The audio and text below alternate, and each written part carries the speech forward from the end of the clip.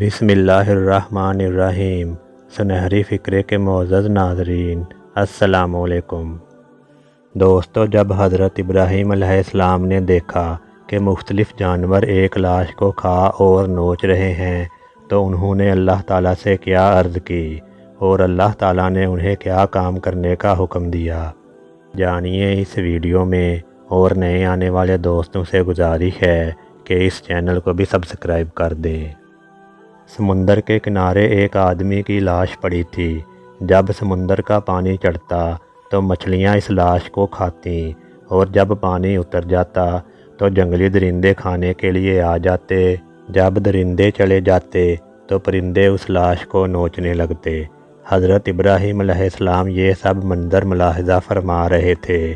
آپ علیہ السلام کے دل میں یہ خیال پیدا ہوا کہ اس مردے کی لاش کو مچھلیوں، درندوں اور پرندوں نے کھایا ہے تو اب دوبارہ کس طرح اس لاش کے اجزاء قیامت کے دن ان جانوروں کے پیٹوں سے جمع ہوں گے، حالانکہ قیامت کے دن اللہ تعالیٰ ہر انسان کو اس کے اجزاء کے ساتھ دوبارہ زندہ فرمائے گا۔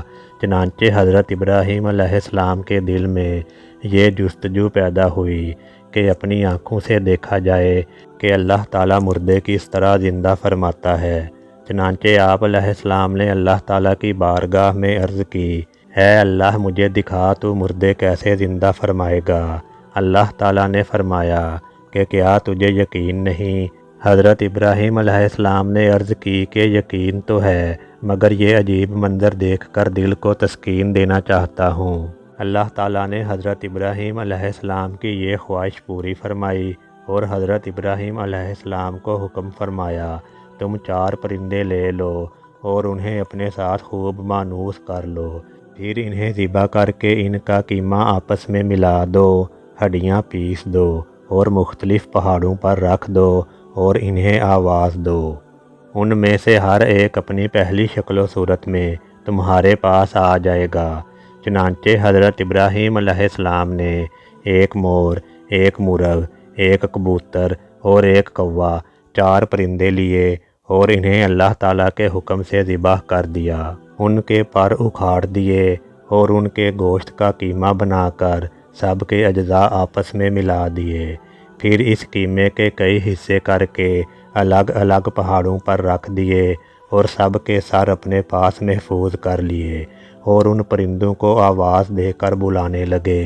حضرت ابراہیم علیہ السلام کے بلاتے ہی حکم الہی سے قیمے کے اجزاء اڑے اور ہر جانور کے اجزاء علیحدہ علیحدہ ہو کر اپنی ترتیب سے جمع ہوئے اور پرندوں کی شکلیں بن کر اپنی ہڈیوں پر جڑیں۔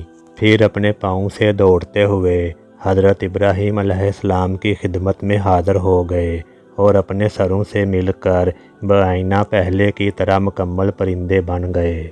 اللہ تعالیٰ کی قدرت کا یہ شاندار نظارہ دیکھ کر حضرت ابراہیم علیہ السلام کا ایمان تازہ ہو گیا اور اطمینان قلب بھی نصیب ہوا۔ اللہ تعالیٰ اسی طرح قیامت کے دن سارے لوگوں کو زندہ کر کے اٹھائے گا، اگرچہ ان کے جسموں کو جانور کھا چکے ہوں گے، کیونکہ انسان کے جسم میں موجود ریڑھ کی ہڈی میں ایک باریک سی ہڈی ہوتی ہے جو آنکھوں سے نظر نہیں آتی۔ اللہ تعالیٰ اپنی قدرت کامل سے اس ہڈی پر انسانوں کے اجسام کو دوبارہ اٹھائے گا۔ نبی کریم صلی اللہ علیہ وسلم نے ارشاد فرمایا، دونوں سور پھونکنے کے درمیان 40 سال کا وقفہ ہے، پھر اللہ تعالیٰ آسمان سے پانی نازل فرمائے گا تو لوگ اس طرح اگیں گے جس طرح سبزی اگتی ہے۔ ایک ہڈی کے علاوہ انسان کی ہر چیز بوسیدہ ہو جائے گی اور وہ ریڑھ کی ہڈی میں سب سے چھوٹی اور نچلی ہڈی ہے۔ اس قرآنی واقعے سے معلوم ہوا کہ انسان کا اللہ تعالیٰ پر جتنا یقین پختہ ہوتا ہے اتنا ہی ایمان مضبوط ہوتا ہے۔ ویڈیو کو لائک اور چینل کو سبسکرائب کر کے بیل آئیکن کو دبا دیں۔ ویڈیو دیکھنے کا شکریہ۔